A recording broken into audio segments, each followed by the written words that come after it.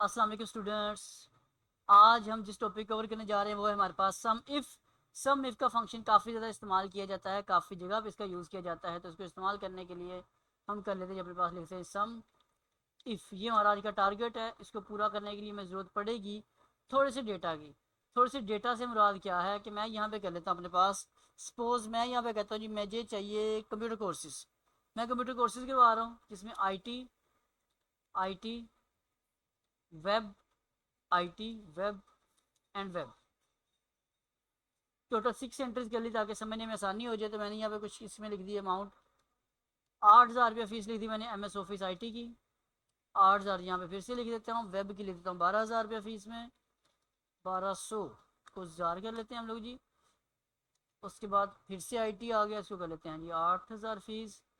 Web की 12,000 fees कर दी हमने।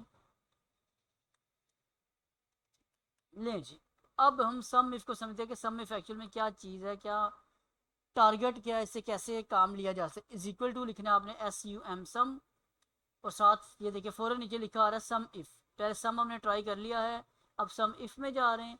आप सम इफ़ पे क्लिक करके इस पर डबल क्लिक करेंगे तब भी आपकी ब्रैकेट ओपन हो जाएगी, और आप मैनुअल भी ब्रैकेट ओपन कर सकते हैं। ठीक है, ये देखिए यहाँ पे मैं करता हूँ SUM sum IF if, bracket open कर लेता हूँ, तब भी आपका फार्मूला स्टार्ट हो जाएगा। अब सम इफ़ करेगा क्या? सम इफ़ मांगता है जी, हमारे पास लिखा था रेंज, क्राइटेरिया, फिर सम रेंज। इसमें 3 चीज़ें होती हैं। पहली रेंज में क्या चीज़ है मैं बताता हूँ। ये मेरे पास वो रेंज है जहाँ पे नाम टेक्स्ट कोई भी चीज़ लिखी हो जिसकी बेस के ऊपर हमने सम करवाना है। मैं कहता हूँ ये मेरे पास मेरी रेंज है, कोमा। जैसे कोमा लगाया यहाँ मेरे पास हाईलाइट हो गया क्राइटेरिया। तो कहता है जी क्राइटेरिया क्या है, इसमें करना क्या है, जम क्या करना है, प्लस क्या करना है। मैं कहता हूँ जी प्लस इन्वर्टेड कोमा में लिख लेता हूँ आकर IT वाले डेटा को जमा करना है। अब फिर से नीचे कोमा लगा हुआ है तो हम कोमा लगा लेते हैं। अब वो ब्रैकेट में क्या लिखा आ रहा है, सम रेंज। जिस रेंज को जमा करना है, प्लस करना है, उसको भी सिलेक्ट करें। तो मुझे इसके सामने फीसिस है, मुझे इसको जमा करें तो मैं इनकी सिलेक्शन कर लेता हूँ, और यहाँ पे आकर ब्रैकेट क्लोज करके एंटर करके आपको दिखाता हूँ। तो यहाँ पे हुआ क्या, IT के डिवीजन में कितने जी, 1 2 3 8 16 24।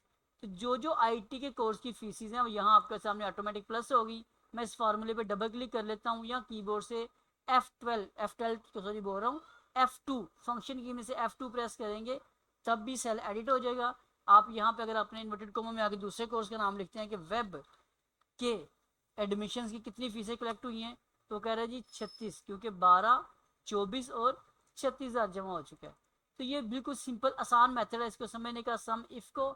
अगर कुछ समटाइम हमें ये भी जरूरत पड़ जाती है कि हम यहाँ पे इस इन्वर्टेड कोमा में लिखने की बजाय हम सेल का रेफरेंस दे देते हैं कि इस सेल में जो भी लिखेंगे उस बेस पे ऑटोमेटिक प्लस होता जाएगा। जैसे कि यहाँ मैं अगर लिखता हूँ IT, तो IT कितनी फीसें हैं वो ऑटोमेटिक प्लस हो गई। वेब लिखेंगे उसकी कितनी फीसें कलेक्ट हुई। तो ये हमारे पास बिल्कुल आसान मेथड है जी सम इफ को समझने का। उम्मीद है कि आप तमाम स्टूडेंट्स जो इस वीडियो को यहाँ तक देखते हुए पहुंचे आपको समझ आ चुका होगा।